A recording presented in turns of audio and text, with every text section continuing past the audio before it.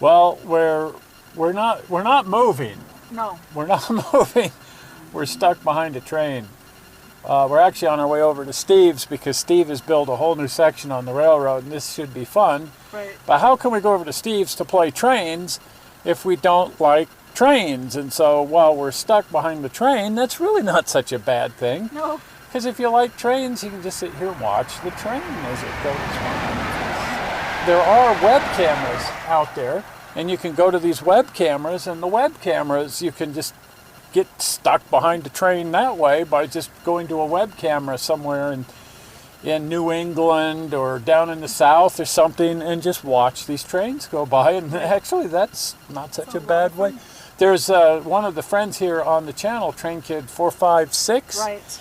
And he's got uploads. He puts those on his channel of cameras all over the country, and you can go over there and watch those along with his fun little things, and that's a good deal of fun. I've just sat there and watched train after train just going by the crossing. But that's kind of cool. That's cool. When you're seeing equipment that you've never seen before. Right.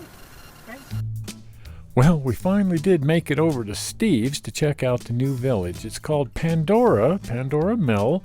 There always was Pandora Mill on Steve's Railroad, but there was no village up here on the top of the mountain. What there was instead was a great gaping hole, sort of like a giant crater on the top of the mountain.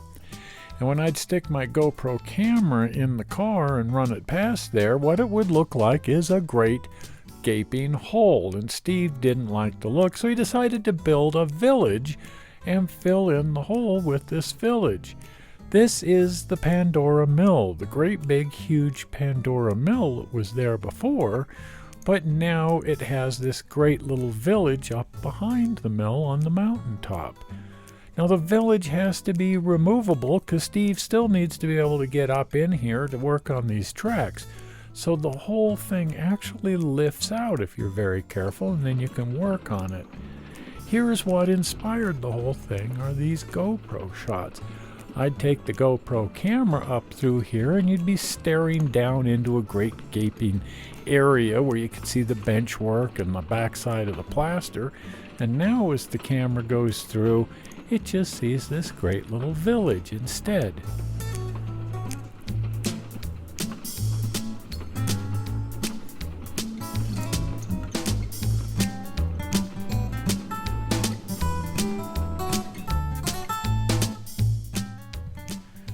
Well, as always, it looks really, really, really, really cool because Steve built it, and that's what he builds is really, really cool stuff on his railroad. There's just something about the way he sets the buildings into the landscape that just looks super, super good. He's got a couple little rooming houses up here, and I love the way the tracks just kind of set into the village here. There's a passing siding, a little place to set out cars at the mill.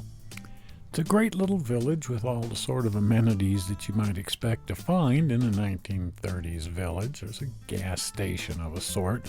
He's got figures all over the place. He likes to well populate his area with people because that really helps bring it all to life. Adding figures does take a lot of extra time, especially if you're painting the things yourself, but it's really necessary if you really want the whole thing to come to life and look real. And Pandora certainly looks real. You feel like you could just step right into it. A lot of these great little details here too, like the tire swing here under the old tree, and a chicken coop. Nice touch there, a nice chicken coop full of chickens. And of course every little village needs a train station. This train station was actually built by Sam Goodwin and was used on the MRS Railroad, but it's been repurposed over here.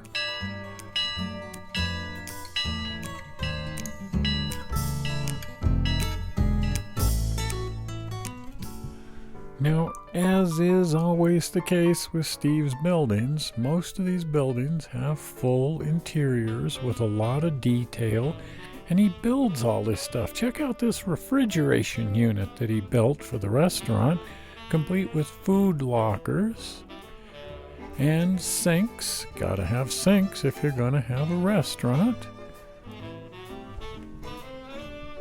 And now here's a feature you don't often see, an incredibly, impossibly tall water tower. This is how the community gets their water out of this spring up on the mountain into this tank some 150 feet above the village.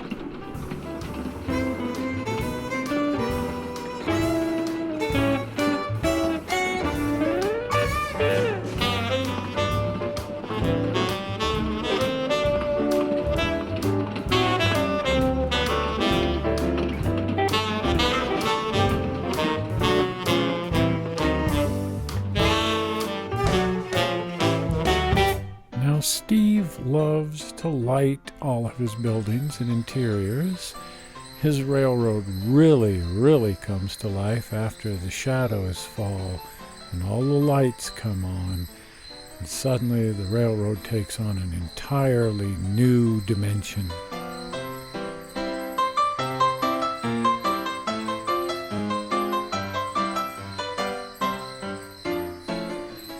Well, Steve's done it again, hasn't he? Keeps outdoing himself. Makes you wonder when he will finally sort of peak out and not be able to keep outdoing himself. But everything he does is better than the last time. Well, that is really cool. Steve's railroad is just better and better and better. Every time we see it, it's just better. And we'll be back filming it again some more as time goes on because it's, no. Seriously? Seriously? Salt Lake and its industrial side. Crap. Well, here we are behind another train. Well, no matter. If you haven't been over to the channel, do get over to the channel. And while you're there, subscribe. You can also go to toymantelevision.com. And look at the movies and link back and subscribe from there and so on and so forth. It's all very fun. A blue button is going to be appearing any second now right up in here that says subscribe. Click on it, takes you to the channel, subscribes you. One-stop shopping. Real simple and easy. Well, I'm not sure how you found this movie on the internet. I hope you didn't find it boring, even though some people would find getting caught behind trains kind of boring. It's not really that bad. And we will see you here again in 1 week with some more significant screwing around and probably not getting caught behind a train. See you then. Bye. Bye.